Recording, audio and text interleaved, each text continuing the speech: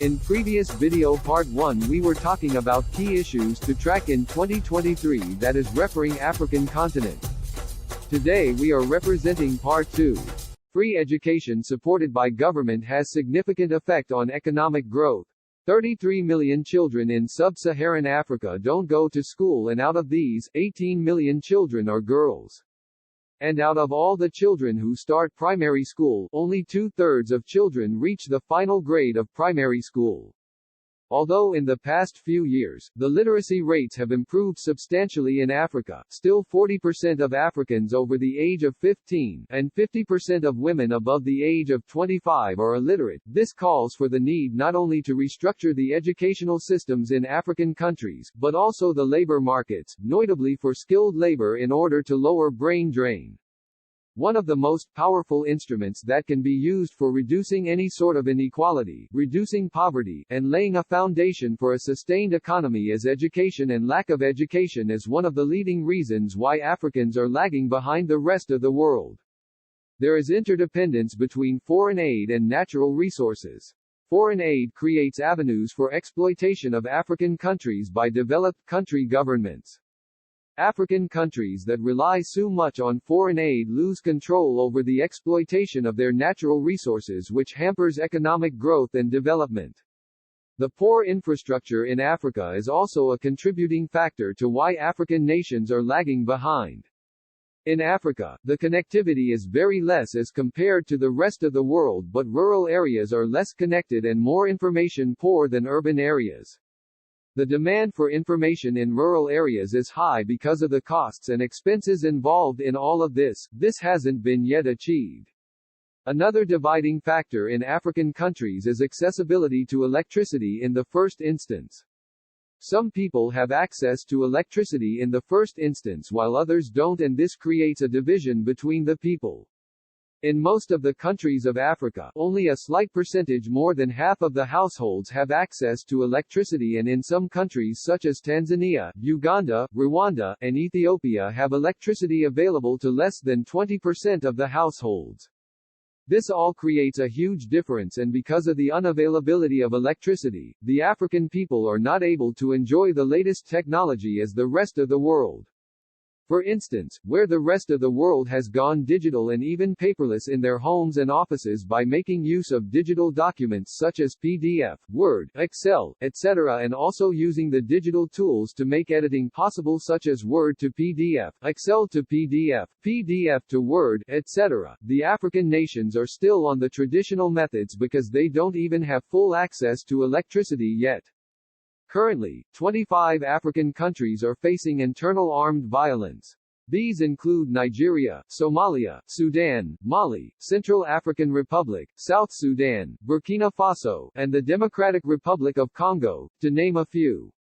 Western countries such as United States, France and others are blamed that are importing to Africa weapons and selling them to terrorist and other criminal groups. Unemployment is high across Africa. This is one reason why the continent is not developed. A lack of employment means people do not receive a wage. This limits their participation in the economy, but also reduces the amount of revenue governments collect through taxation. South Africa registered the highest unemployment rate in Africa in 2023, with around 30% of the country's labor force being unemployed. Djibouti and Eswatini followed, with unemployment reaching roughly 28% and 25%, respectively.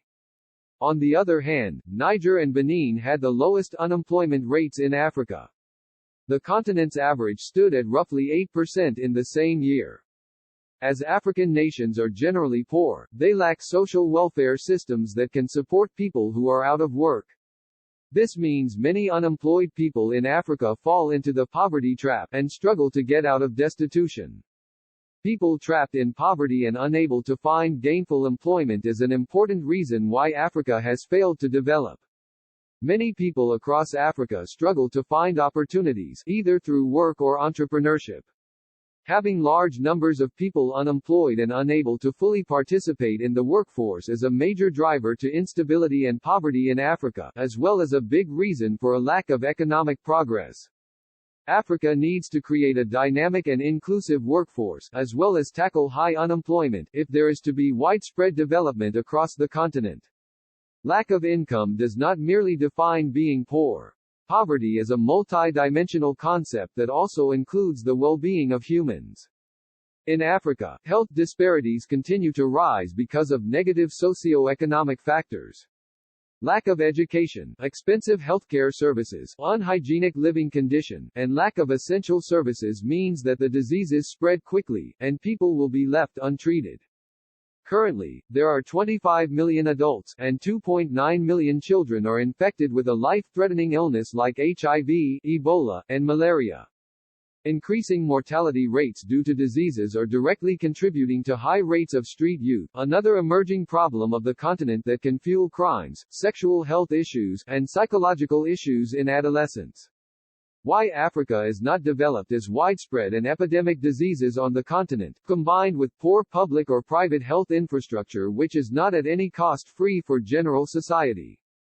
African countries such as Sierra Leone, Central African Republic, Democratic Republic of Congo, and Nigeria have some of the weakest health infrastructure in the world.